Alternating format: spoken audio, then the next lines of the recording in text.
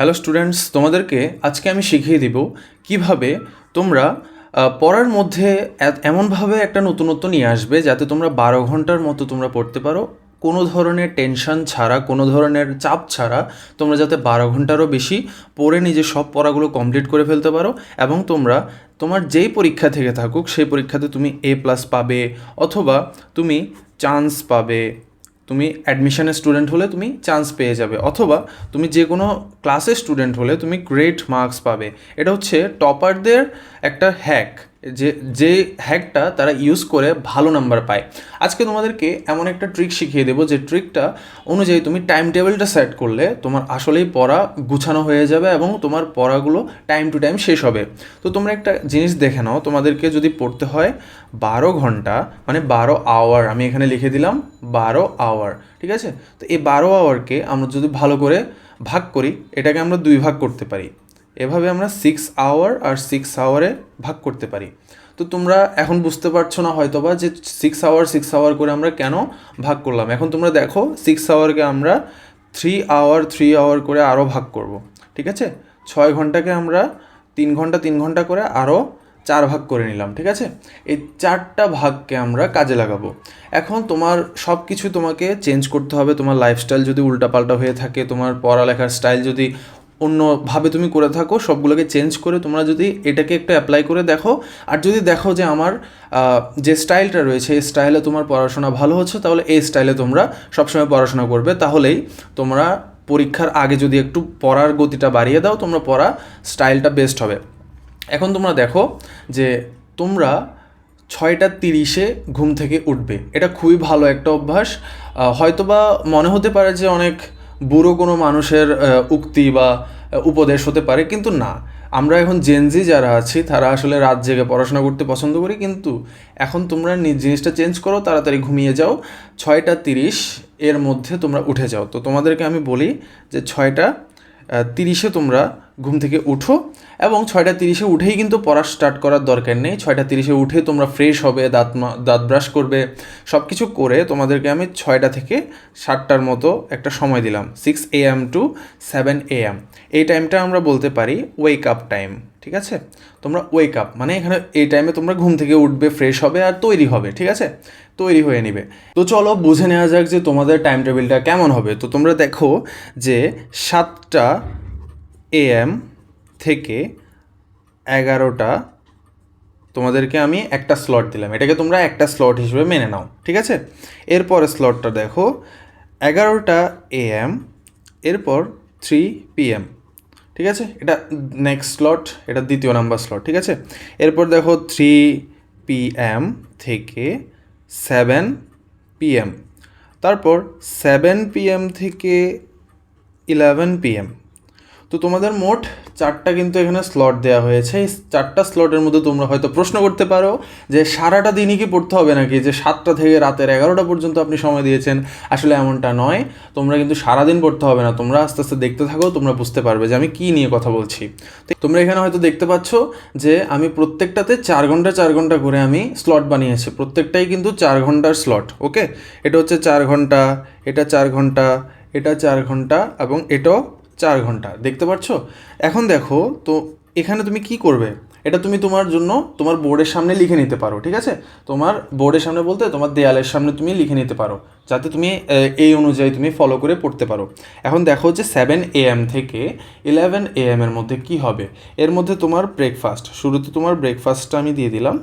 এই ব্রেকফাস্টটা হতে হবে 30 মিনিটের মধ্যে, 30 মিনিটের মধ্যে, এবং বাকি যেই সময়টা থাকে সেই সময়টার মধ্যে তোমাকে যে 3 ঘন্টা রয়েছে ওই 3 ঘন্টার মধ্যে তোমাকে তোমার পড়া পড়তে হবে। এখন তোমরা বলতে পারো যে স্যার, যে এই 3 ঘন্টায় কি পড়তে হবে কিনা। না, এই 3 ঘন্টাও কিন্তু তোমাকে সম্পূর্ণ পড়তে হবে না। এই 3 ঘন্টার মধ্যে তুমি 3টা ঘন্টা রয়েছে, প্রত্যেকটা ঘন্টায় তুমি 50 মিনিট পড়বে এবং বাকি 10 মিনিট ব্রেক নেবে। তো এখানে আমি কি বলতে চাচ্ছি, 50 মিনিট তোমাকে স্টাডি করতে হবে, এবং এখানে দেখে নাও বাকি যে 10 মিনিট রয়েছে ওই 10 মিনিটের মধ্যে তোমাকে ব্রেক নিতে হবে, ঠিক আছে? তো এই জিনিসটা তোমার মাথায় নাও, এটাকে তোমরা প্রোমোডোরো টেকনিক বলতে পারো। এবং যদি তোমাদের মনে হয় যে হ্যাঁ তোমার অ্যাটেনশন স্প্যান কম, বা তোমার পড়ার যে মনোযোগটা আছে এটা একটু কম, তাহলে তুমি জিনিসটাকে 25 মিনিট এবং 5 মিনিটে পরিণত করতে পারো। মানে তুমি 25 মিনিট পড়বে, 5 মিনিট ব্রেক নেবে, আবারও 25 মিনিট পড়বে এবং 5 মিনিট ব্রেক নেবে। এটা হবে তোমার 1 ঘন্টা টোটাল। এভাবে তুমি 3টা ঘন্টা ফিল আপ করবে, যে 3টা ঘন্টায় তোমার পুরো একটা স্লট তোমার সম্পূর্ণ হয়ে যাবে। তো এই স্লটটা হয়ে গেল। এরপর দেখো নেক্সট যে স্লটটা রয়েছে সেটা, এখানে 11টা থেকে 3টার মধ্যে তোমার হবে লাঞ্চ। 11টা 3টার মধ্যে হবে তোমার লাঞ্চ, যে এটাও কিন্তু তোমাকে 30 মিনিটের মধ্যে সম্পন্ন করতে হবে। এবং এখানেও রয়েছে 3 ঘন্টা, 3 ঘন্টার মধ্যে তোমাকে 50 মিনিট পড়তে হবে, 10 মিনিটের ব্রেক নিতে হবে। জিনিসটা তোমার জন্য যদি 25 মিনিট এবং 5 মিনিট হয়ে থাকে তাহলে তুমি ওটাই করবে, তোমার যেটা সুবিধা হয় সেটা অনুযায়ী পড়বে। অ্যাটলিস্ট তোমার কমফোর্টটা তুমি বুঝবে, ঠিক আছে, যেভাবে তুমি ভালো বুঝো। এখানে তোমার 3 ঘন্টা পড়ার মধ্যে 50 মিনিট প্রত্যেকটা ঘন্টায় আর কি, প্রতি ঘন্টায় 50 মিনিট করে তুমি পড়বে, 10 মিনিট ব্রেক নেবে। আবার যদি বলি দ্বিতীয় ঘন্টায় 50 মিনিট পড়বে, 10 মিনিট ব্রেক নেবে, তৃতীয় ঘন্টায় 50 মিনিট পড়বে, 10 মিনিট ব্রেক নেবে। টোটাল 150 ঘন্টা তোমার, মানে 150 মিনিট তোমার পড়া হচ্ছে। আর 3 ঘন্টায় 10 minute 10 minute 10 minute, total 30 minute তোমার ব্রেক নেওয়া হচ্ছে, ঠিক আছে। তো টোটাল এভাবে তোমার পড়াটা হবে। নেক্সট 3টা থেকে 7টার মধ্যে তোমার কী করতে হবে, এটার মধ্যে তোমাকে চিল হিসেবে একটা লিখে নিলাম।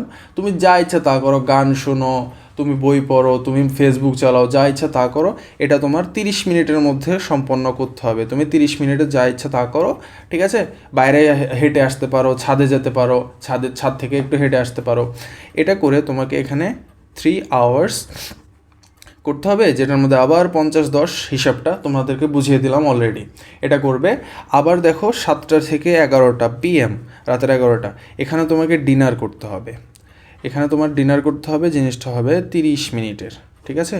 30 মিনিটের হবে, 30 মিনিটের মধ্যেই তুমি তোমার খাবারটা শেষ করে ফেলবে।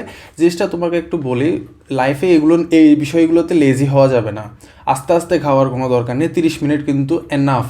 অনেকে কিন্তু মোবাইল দেখে, ল্যাপটপ দেখে তোমরা খাবার খাও, লেট করো। খেতে পারো, তুমি ল্যাপটপ দেখে খাও, কোনো কিছু দেখে খাও, সমস্যা নাই। বাট 30 মিনিটের মধ্যে জিনিসটা কমপ্লিট করে আবার টেবিলে এসে বসে যাও, ঠিক আছে। 30 মিনিটের মধ্যে কমপ্লিট করো, না হলে তোমার আসলে পড়াশোনার গতিটা বাড়বে না, ভালো রেজাল্ট করাটা অনেক দুষ্কর হয়ে যাবে।